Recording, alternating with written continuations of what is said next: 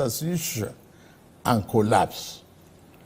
We decided to reform our political economy and defense architecture. On the security front, I am happy to announce to you, my compatriots, that our administration is winning the war on terror and banditry. Our target is to eliminate all threats of Boko Haram, banditry, kidnapping for ransom, and the scourge of all forms of violent extremism. Within 1 year, our government has eliminated many Boko Haram and bandit commanders faster than ever. As of the last count, over 300 Boko Haram and bandit commanders have been eliminated by our gallant troops in the northeast, northwest, and some other part of the country. We have restored peace to hundreds of communities in the north, and thousands of our people have been able to return home. It is an unfinished business, I agree, which our security agencies are committed to ending as quickly as possible. As soon as we can restore peace to many communities in the troubled part of the north, our farmers can return to their production and a downward spiral in food costs. I promise you, we shall not falter on this. Our government has been responding to the recent natural disasters, particularly the flooding in the part of the country. After Vice President Kashim Shettima visited Maiduguri, I also visited to assure our people that this federal government will always stand with our people in their times of trouble. At the last meeting of the Federal Executive Council, we approved a disaster relief fund to mobilize private and public sector funds to help us respond faster to emergencies. Our government has also ordered integrity tests of our dams in the country to avert future disasters. The economy is undergoing the necessary reforms and retooling to serve us better and more sustainably. If we do not correct the physical misalignment that led to the current economic downturn, our country will face an uncertain future and the peril of unimaginable consequences. Thanks to the reform, our country attracted foreign direct investment worth more than $30 billion in the last year.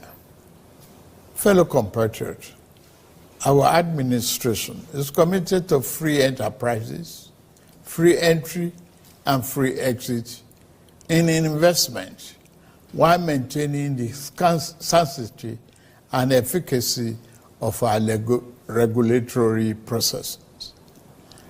This principle guides the divestment transaction in our upstream sector, where we are committed to changing the fortune positively. As such, ExxonMobil surplus divestment will receive ministerial approval in a matter of days, having been concluded by the regulator, NUPRC, in line with the Petroleum Industry Act, PIA. This was done in the same manner as other qualified divestment approved in the sector. The move will create vibrancy and increase oil and gas production positively, impacting our economy. The more disciplined approach adopted by the central bank to monetary policy management has ensured stability and predictability in our foreign exchange market. We inherited a reserve of over 33 billion 16 months ago. Since then, we have paid back the inherited forex backlog of 7 billion. We have cleared the ways and means debt of over 30 trillion naira. We have reduced the debt service ratio from 97% to 68%. Despite all this, we have managed to keep our foreign reserve at 37 billion. We continue to meet all our obligations, productive capacity, and create more jobs and prosperity. The Federal Executive Council approved the Economic Stabilization Bill, which will now be transmitted to the National Assembly. This transformative bill will make our business environment more friendly, stimulate investment, and reduce the tax burden on businesses and workers once they are passed into law. As part of our efforts to re-engineer our political economy, we are resolute in our determination to implement the Supreme Court judgment on the financial autonomy of local governments. The central concern of our people today is the high cost of living, especially food costs. This concern is shared by many around the globe as prices and the cost of living continue to rise worldwide. My fellow Nigerians, please be assured that we are implementing many measures to reduce the cost of living at home. I commend the governors, particularly in Kebbi, Niger, Jigawa, Kwara, Nasarawa, and other Southwest governors that have embraced our agricultural production program. I urge other states to join the federal government in investing in mechanized farming. We are playing our part by supplying fertilizer and making tractors and other farm equipment available. Last week, the Federal Executive Council approved establishing a local assembly plant for 2,000 John Deere tractors, combine harvesters, disc riders, motor plows, and other farm equipment. The plant has a completion time of 6 months. Our energy transition program is on course. We are expanding the adoption of the presidential initiative on compressed natural gas for mass transit with private sector players. The federal government is ready to assist the 36 states and FCT in acquiring CNG buses for cheaper public transportation. Fellow Nigerians, while we are working to stabilize the economy and secure the country, we also seek to foster national unity and build social harmony and cohesion. Our economy can only thrive when there is peace. As we work to overcome the challenges of the day, we remain mindful of next generation as we seek to galvanize their creative energy towards a better future. We lead today with the future we wish to bequeath to our children in focus, recognizing that we cannot design a future that belongs to them without making them its architects. Considering this, I am pleased to announce the gathering of a national youth conference. This conference will be a platform to address the diverse challenges and opportunities confronting our young people, who constitute more than 60% of our population.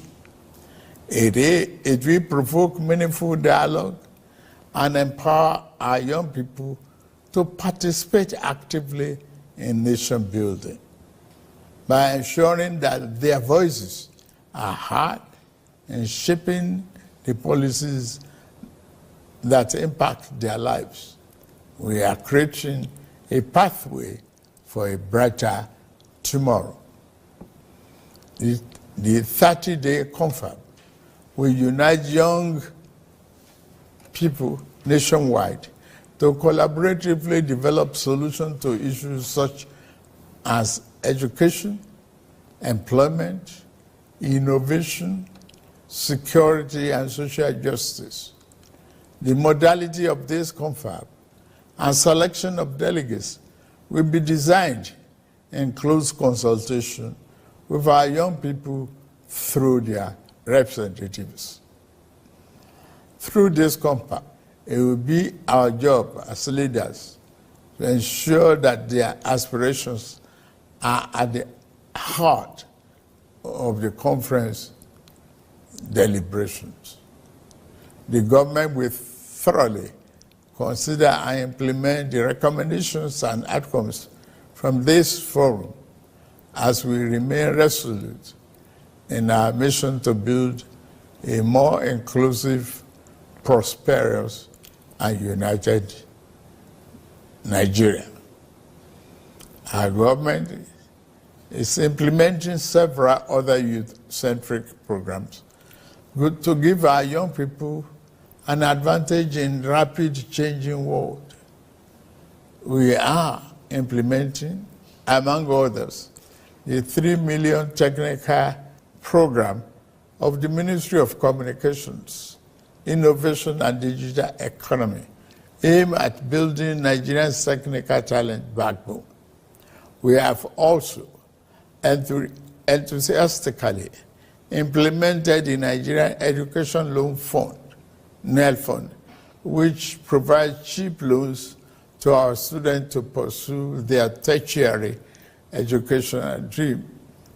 In addition, later this month, we shall launch the Renewable Hope Labor Employment and Empowerment, the LEAP.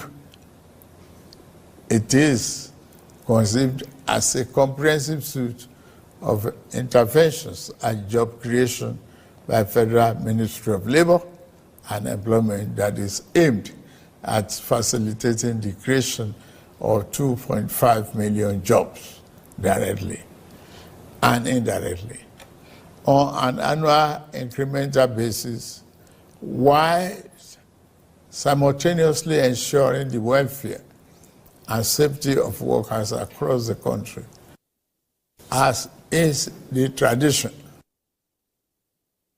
The government will soon announce all the beneficiaries of our national honors for 2024.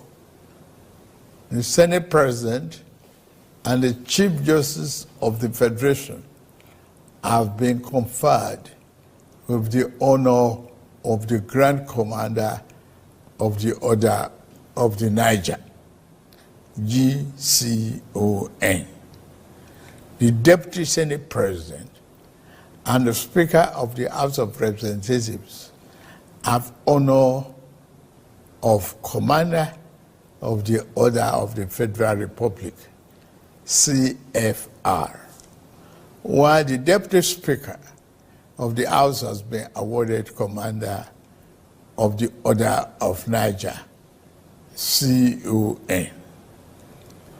Fellow Nigerians, better days are ahead of us. The challenge of the moment must always make us believe in ourselves. We are Nigerians, resilient and tenacious. We always prevail and rise above our circumstances.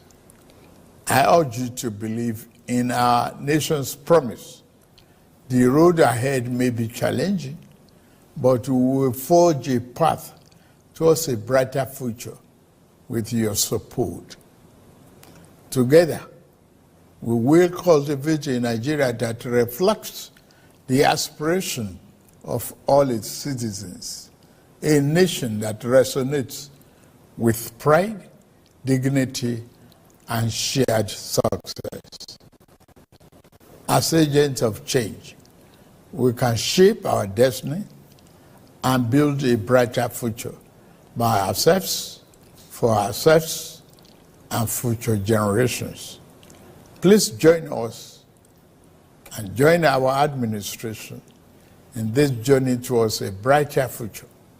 Let us work together to build a greater Nigeria where every citizen can access opportunities and every child can grow up with hope and promise. May God continue to bless our nation and keep members of our armed forces safe. Happy Independence Anniversary, fellow Nigerians.